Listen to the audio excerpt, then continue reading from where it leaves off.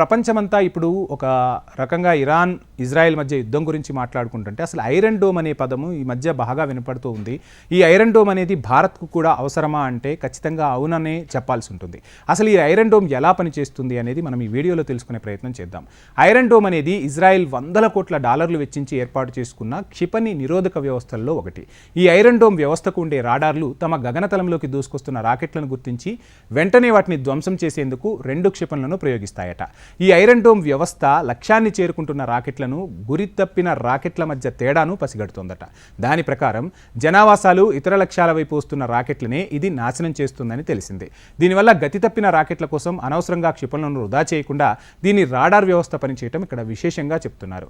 అయితే ఐరన్ డోమ్లో లోపాలు ఉన్నాయా అంటే ఖచ్చితంగా ఉన్నాయనే చెప్పాలి. ఎందుకంటే అసలు ఇరాన్ ఇజ్రాయెల్ మధ్య యుద్ధం మొదలైందే ఐరన్ డోము వైఫల్యం చెందింది. ఒక్కసారిగా భారీ ఇబ్బంది అయితే ఇజ్రాయెల్ ఎదుర్కొంది.